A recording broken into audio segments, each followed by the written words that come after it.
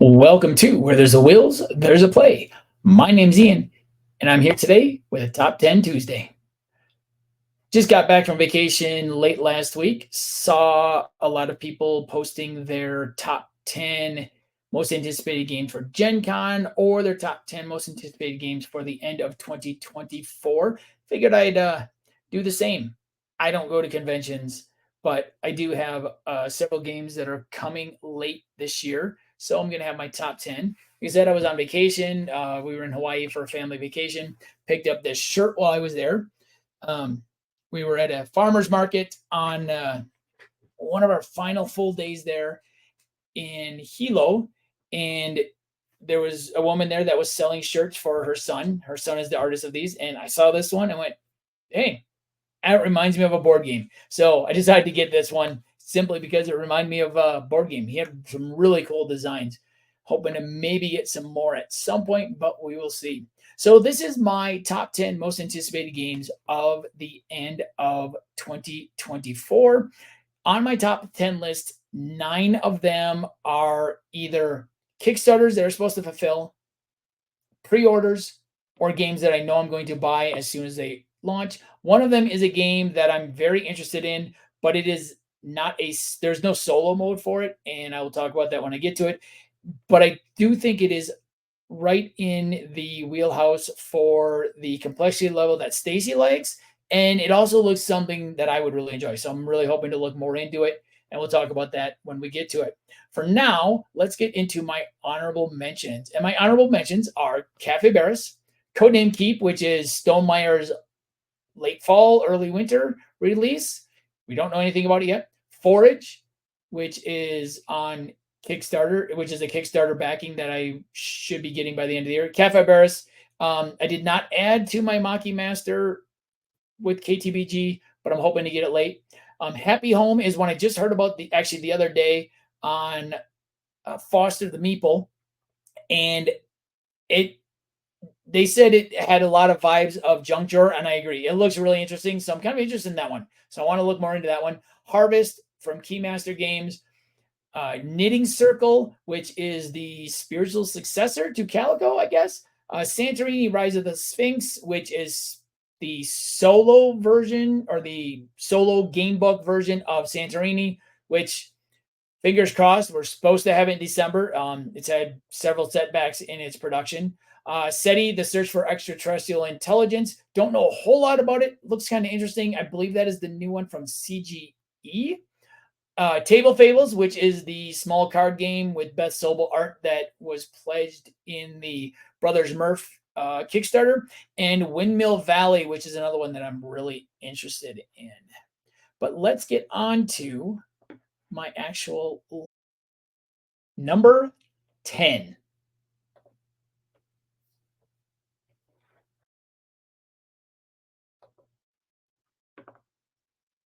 My number 10 game is one that has gotten a lot of hype recently.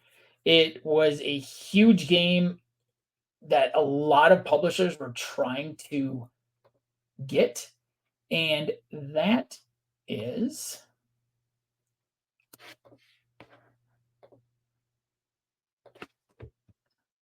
Gnome Hollow. So Gnome Hollow is a spatial tile placement worker placement game in which you grow a tabletop garden of mushrooms and flowers. This one looks really interesting to me. I'm really liking the look of this one.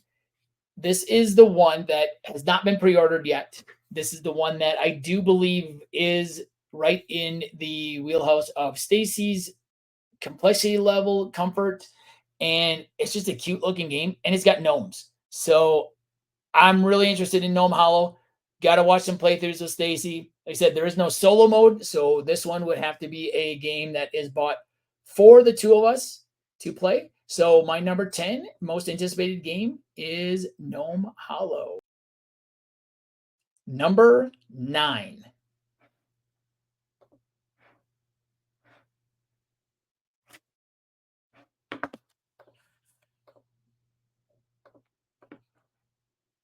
My number 9 most anticipated game is actually an expansion. It's an expansion for one of my top tile laying games in recent Games, and it is a game that I taught Stacy a couple months ago, and I love playing it solo, and it really started to shine at two players, and that is the expansion for Beacon Patrol.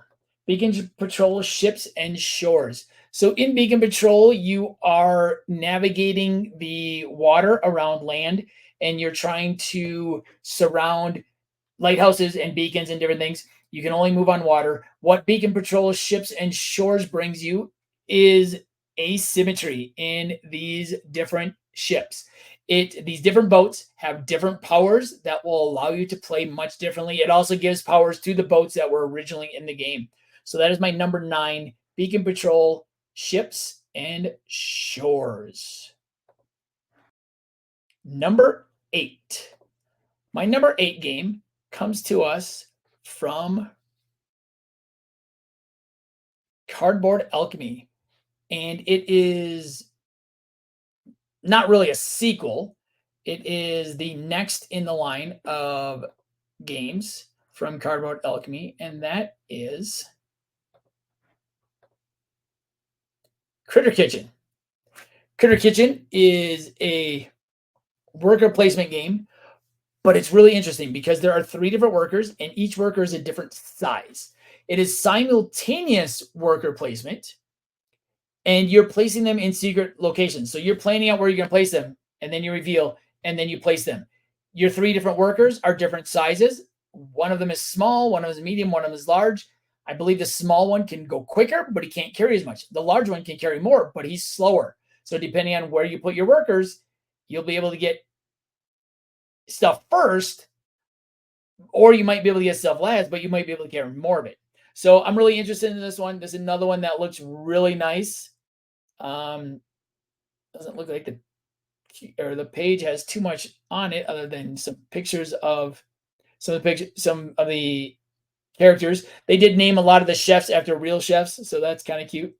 So there's no pictures on there quite yet, but that is Critter Kitchen, the newest one from Cardboard Alchemy, who brought us Flamecraft. Number 8 is a game that probably should come as no surprise. This actually launches next week, and if you follow my channel, you know that I am a huge fan of this. And this is the sequel to Rolling Realms, and that is Rolling Realms Redux. Rolling Realms Redux brings us 12 new realms based on non-Stonemaier games. Gameplay, it will mix with Rolling Realms. It also brings us a new solo mode. The first design diary was actually brought to us today on everything. So we can see in this picture, there's a new solo mode down there. It looks like it might be based on disc golf. We know that Jamie Stegmaier is a huge disc golf fan, so it looks like it might be on disc golf. So there are 12 new realms, some nice new purple dice as well that look really nice. They'll go really good with the green ones in the original game. So that is Rolling Realms Redux. There's 12 new realms coming to us. There is the list of them that were revealed over the last year. So that is my number 7 most anticipated game, and that is one that is not out yet, but it will be ordered immediately next week when it launches. Number 6. So moving on to number 6. This comes to us from another one of my top game companies, and that is KTBG. And I mentioned another one of their games in my honorable mentions because I did not add it to my pledge. So I'm hoping maybe I'll be able to get it a little bit later. And that is Maki Master. Maki Master is the one that I pledged for. And I was hoping, and I wasn't sure on Cafe Barris, but now I really want Cafe Barris. So Maki Master is a retake or a remake basically of Wasabi, which is an older game that I've never played. So you're competing with your fellow chefs to complete your most valuable orders. So let's take a look at some of the pictures on here. Got some really nice cards.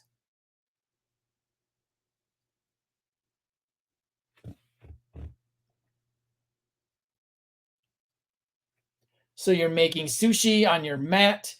and different food items that go along with that. And yeah, I'm really excited for it. That is Maki Master. Number 5.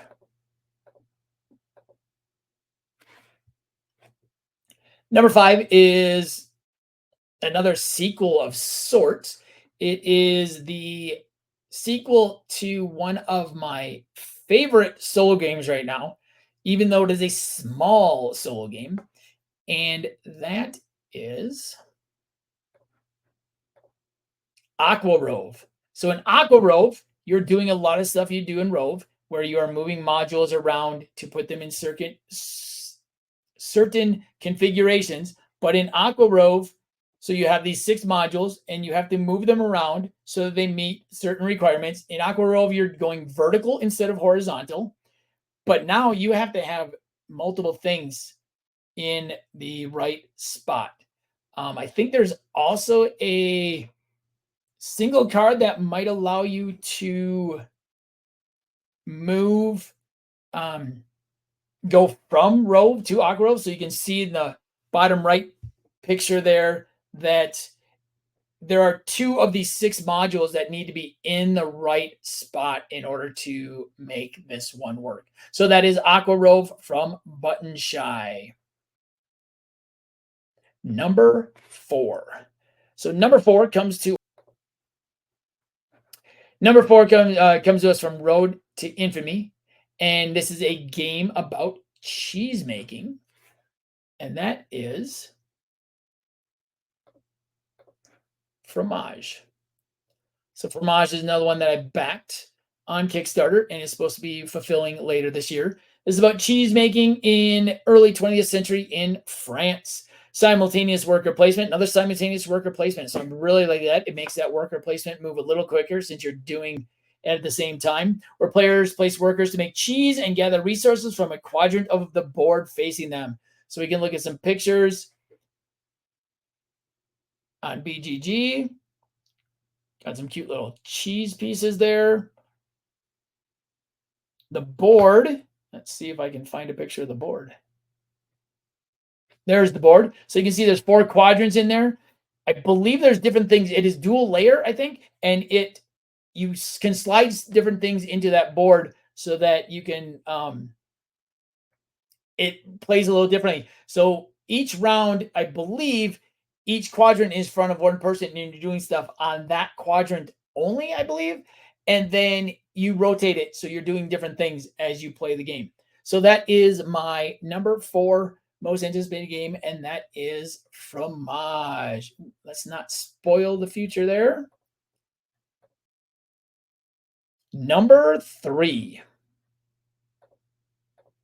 My number 3 comes to us from Elf Creek Games, and this is a game that actually... Oh, no, sorry. I'm jumping in. May have spoiled that.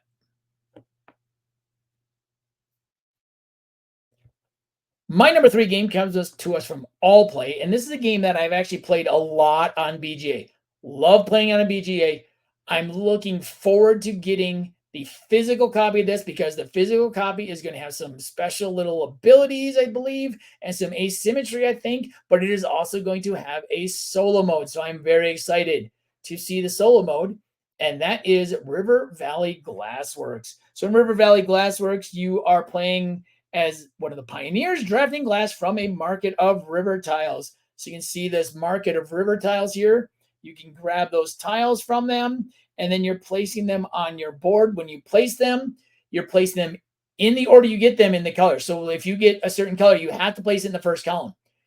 And then you score based on how many full rows you have and your tallest and second tallest column.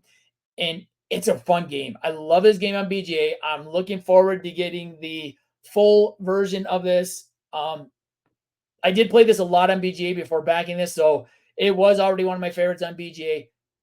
Super excited to get this one. Reason it's not higher is because I have played it quite a bit, so it's not going to be as high as the next 2 games on my list.